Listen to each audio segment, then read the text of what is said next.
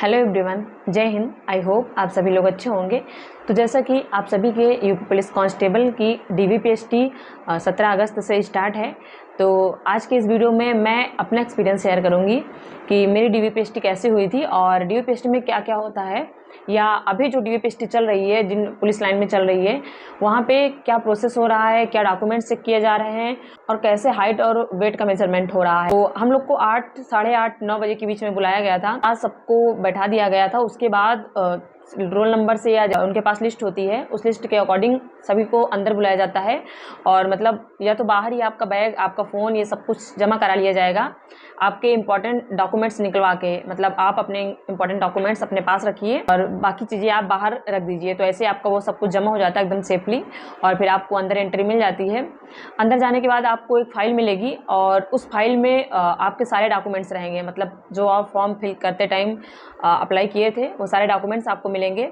सबसे पहले आपका एप्लीकेशन फॉर्म होगा, हाई स्कूल इंटर मार्कशीट होगी, आधार कार्ड होगा। आपको ज़्यादा कुछ नहीं करना है और जो कुछ करना होगा, अगर कहीं साइन वगैरह कुछ करना है तो वहाँ से आपको खुद ही बता दिया जाएगा। तो जो फोटो मंगाया जाता है वो फोटो उसी फाइल पे स्टेपलर किया जाता है, मतलब चिपकाने का नहीं लेकिन स्टेपलर मारा जाता है वहीं पे, ताकि वो फाइल सेफली रखी जा सके। तो आपके पास एक फाइल होनी चाहिए जिसमें आपके सारे डॉक्यूमेंट्स हों और ओरिजिनल तो आपको लेके जाने हैं।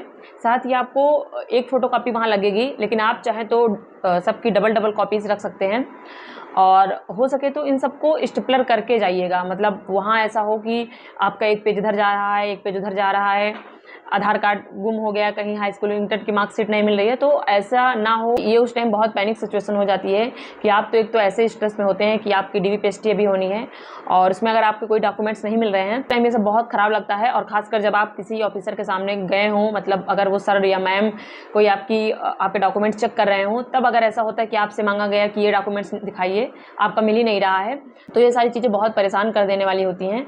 तो इसलिए आप सभी कॉपीज़ जो आप रखेंगे उसको स्टेपलर मार के एक साथ रखिएगा। और हम लोग का तो हाइट और वेट ये पहले ही मेजर कर दिया गया था, मतलब हम लोग को फाइल दे दी गई थी। हम लोग का बायोमेट्रिक हुआ था, मतलब फाइल देने के बाद आपका बायोमेट्रिक होगा, जैसे एग्जाम देते टाइम भी दिए होंगे, तो ऐसे बायोमेट्रिक के बाद हम लोग को हाइट के लिए भेज दिया गया था। फीमेल हैं तो 2 वहाँ पे फीमेल कांस्टेबल रहेंगी, वो आपका हाइट मेजरमेंट करेंगी। और आप हाइट से भी मत डरिएगा कि अगर आपकी हाइट थोड़ी कम आ रही है घर पे या कैसे भी आपको घबराहट हो रही है कि वहाँ पे क्या कम हो सकता है, ऐसा बिल्कुल नहीं होगा। वहाँ के स्टाफ बहुत ही कॉर्डियल होते हैं। अब तो हम लोग भी स्टाफ में हैं तो हम मतलब कोशिश करते हैं कि किसी को ये प्रॉब्लम ना हो। किसी भी चीज़ में हम लोग की ड्यूटी लग रही है तो जहाँ पे हम स्टूडेंट से हमको इंटरेक्ट करना है, जैसे एग्ज़ाम में मेरी ड्यूटी लगी थी या कहीं भी जो महिला कांस्टेबल पुलिस लाइन में होंगी या जो मेडिकल और डीवीपीएसटी करा रही होंगी, वो लोग भी बहुत ही कॉर्डियल होते हैं। वो सोचते हैं कि मतलब ये किसी की लाइफ का सवाल है तो इनको कोई दिक्कत ना हो। इसलिए जब मेरी पुलिस लाइन में डीवीपीएसटी थी तो वहाँ पे मैंने देखा था कि जो जिनका हाइट थोड़ा कम था, मतलब जिनको लग रहा था कि नहीं हो पाएगा, उनको कई बार वहाँ पे बुला के मतलब मेज़र किया गया था। मेरी एक फ्रेंड है जिनका नहीं हुआ था, तो वो मतलब लास्ट में होने के बाद जब लिस्ट लग गई तब भी उनका नहीं हुआ था। कई बार उनका बुला के हाइट नापी गई थी लेकिन नहीं हुआ। तो जब वो चली गई, बाहर निकल गई, तब भी उनको मतलब अनाउंस किया गया माइक में कि आप जहाँ कहीं भी हो आप आ जाएं। और साथ ही उनको उनके नंबर जो दिया गया था उस नंबर पे कई बार कॉल किया गया था कि आपकी फिर से हाइट मेजरमेंट होगी, आप प्लीज़ वापस आ जाइए। तो वो काफ़ी दूर तक निकल चुकी थी, लेकिन क्योंकि उनको भी एक उम्मीद थी और यहाँ के लोगों को भी लग रहा था कि क्या पता इनका हो जाए, क्योंकि कोई नहीं चाहता कि आप इतनी मेहनत करके आए हैं तो आपको बाहर किया जाए। लोग तन के खड़े हो जाते हैं, तन के आपको नहीं खड़ा होना है, क्योंकि हाइट मेजरमेंट यहाँ से होता है। आपको तन के खड़े होने से कुछ नहीं होगा, जब मशीन ऊपर लगेगी तब समझ में आता है कि आपकी हाइट कितनी है।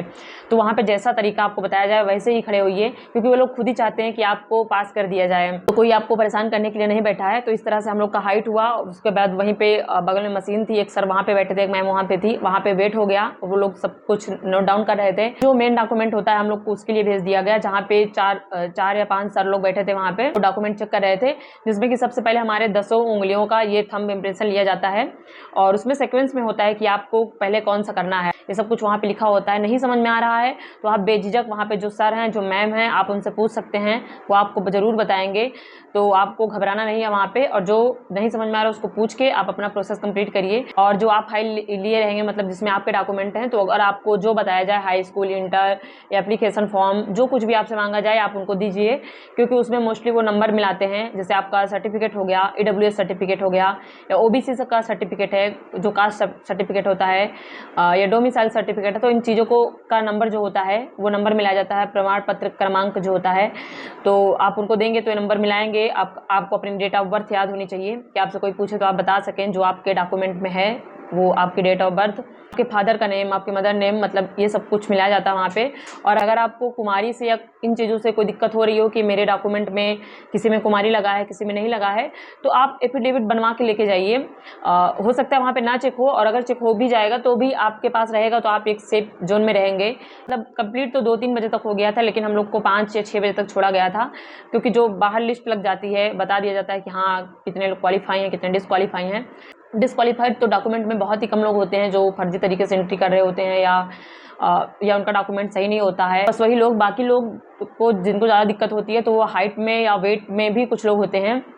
अगर आपका वेट बहुत कम है, 40 kg मांगा जाता है लड़कियों का, अगर आपका वेट कम है तो आप वहाँ पे केले लेके जाइए, पानी पीते रहिए। इन चीज़ों से आपका वेट वहाँ पे कवर हो जाएगा। अगर थोड़ा बहुत कम है, 1 kg 2 kg, तो वहाँ पे वो आपका कवर हो जाएगा। लेकिन अगर आप भूखे बैठेंगे तब आपको ज़्यादा दिक्कत होगी। मतलब खाने पीने का सामान आप अपने पास रखिए, क्योंकि यू डोंट नो कि आपको कब बुलाया जाएगा या आपका नंबर कब आएगा। वहाँ पे बहुत ज़्यादा लोग होते हैं, कभी 70-80 लोग भी हो जाते हैं। लाइन का जैसे स्टाफ होते हैं, जैसे उनकी रिक्वायरमेंट होती है, डे वाइज जैसे उनका बटा होता है, तो उस हिसाब से स्टूडेंट की संख्या होती है वहाँ पे। इसलिए अगर आप अपने खाने पीने का सामान अपने पास रखेंगे तो आपको दिक्कत नहीं होगी। तो इस तरह से DVPST हो गई, और उसके बाद जब लिस्ट लगी तो लिस्ट में शायद वही जो 1-2 लोग का हाइट में दिक्कत हुई थी तो वही लोग नहीं हो पाई। बाकी वहाँ पे पूरी कोशिश की जा रही थी कि आपको हर तरीके से पास किया जाए, आपको कहीं कोई प्रॉब्लम ना फेस करनी पड़े। तो मैंने अपना एक्सपीरियंस तो बता दिया कि मेरी DVPST कैसे हुई थी। तो आप सभी जिनकी DVPST आज कल में है, जिनकी आगे होनी है, तो आप सभी बेझिझक जाइए और कॉन्फिडेंस के साथ जाइए कि आपके सारे डॉक्यूमेंट कंप्लीट होने चाहिए। आप एक बार जो DVPST का एडमिट कार्ड आया है उसको आप देख लीजिए, उसमें लिखा है क्या क्या चाहिए, कितना चाहिए। DVPST करा के आप रनिंग की प्रैक्टिस करते रहिए, क्योंकि रनिंग भी आपकी बहुत जल्द हो जाएगी।